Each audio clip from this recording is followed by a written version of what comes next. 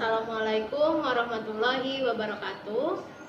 Anak-anak kelas 8, saat ini kita memasuki bab sistem gerak pada manusia. Jadi sebelumnya kita sudah membahas tentang tumbuhan dan hewan. Kali ini kita akan membahas yang manusia. Jadi pada sistem gerak manusia itu ada 3 yang diperlukan untuk bergerak. Yang pertama adalah tulang, yang kedua adalah otot, dan yang ketiga adalah sendi. Kalian bisa simak di penjelasan PowerPoint Bulala ya. Selamat menyaksikan. Baik anak-anak, sekarang kita akan membahas gerak pada manusia. Jadi pada manusia itu dibutuhkan 3 komponen untuk kita dapat bergerak. Yang pertama kita membutuhkan tulang atau rangka, kemudian yang kedua kita membutuhkan sendi, dan yang ketiga kita membutuhkan otot. Kita bahas satu-satu.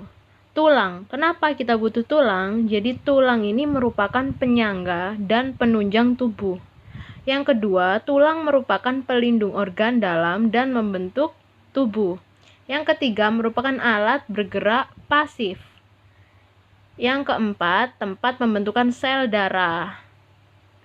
Yang kelima adalah tempat penyerapan dan pelepasan kalsium. Jadi itu adalah fungsi dari rangka tubuh manusia. Oke, sekarang kita sudah tahu fungsinya. Kita harus tahu dulu tulang kita tuh seperti apa. Kalian bisa lihat di sini. Maaf, bisa lihat di sini. Nah, ini gambar tulang dari tengkorak atas sampai bawah. Ini adalah bentuk dari tulang kita. Tulang itu dibedakan berdasarkan bentuknya. Jadi ada tulang yang berbentuk seperti pipa, kemudian ada yang berbentuk seperti pipih. Tulang pipih itu biasanya ada di tulang dada. Kemudian kalau pipa itu biasanya ada di lengan dan paha. Ada tulang tidak beraturan dan ada tulang pendek seperti pergelangan tangan. Seperti itu. Oke, sekarang kita kan sudah tahu nih tulang-tulang kita itu seperti apa. Sekarang sendi. Sendi itu adalah penghubung antar tulang yang memungkinkan kita bisa bergerak. Jadi yang pertama kita bahas satu-satu ya anak-anak. Jangan lupa dicatat penjelasan saya. Jadi yang pertama kita bahas dulu sendi peluru. Sendi peluru ini memungkinkan gerakan ke segala arah. Contohnya ada di tulang belikat, terus di pinggul, dan ada di bagian paha. Yang kedua, kita bahas sendi engsel. Engsel ini memungkinkan gerakan hanya satu arah, ke depan atau ke belakang. Contoh sendi engsel ini ada di bagian siku dan lutut. Yang ketiga, sendi putar. Sendi putar ini merupakan sendi yang bersifat sebagai poros.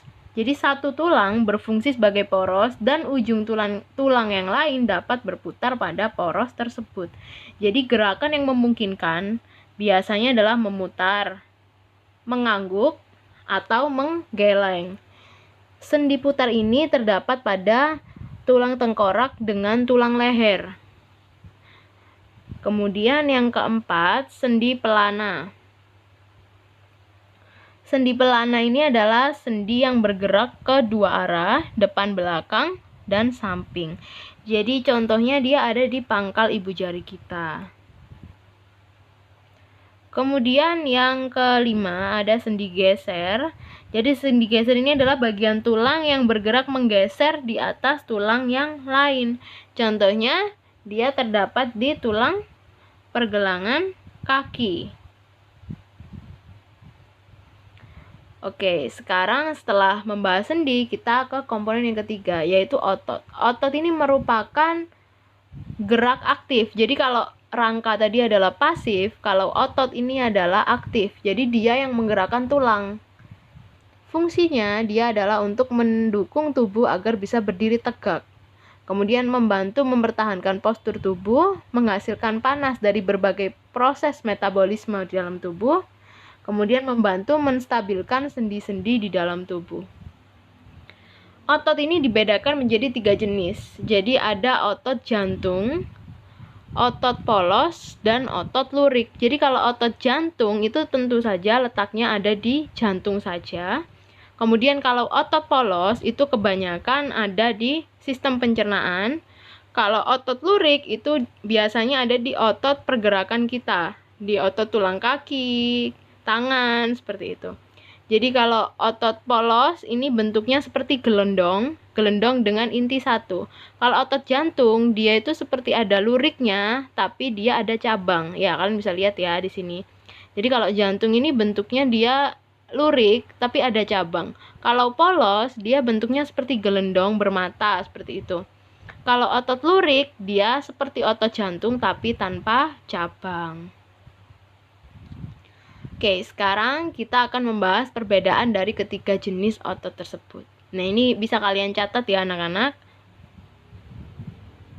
Jadi ada letaknya itu berbeda-beda. Kemudian ada bentuk serabut, jumlah inti itu juga berbeda, letaknya juga berbeda.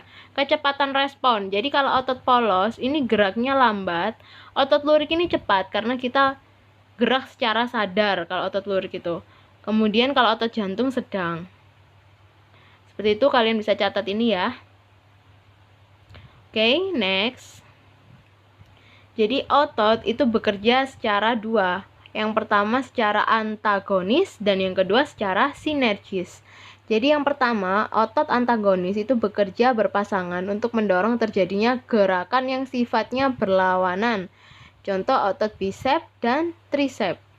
Kemudian kalau sinergis itu otot yang bekerja berpasangan tapi sifatnya tidak berlawanan atau searah. Contohnya otot bisep dan otot tulang lengan bawah. Seperti itu. Baik anak-anak, jadi itu tadi penjelasan tentang gerak pada manusia. Kalian catat dan kirimkan pada link yang sudah Bu Lala kirim ke grup ya. Terima kasih. Assalamualaikum warahmatullahi wabarakatuh.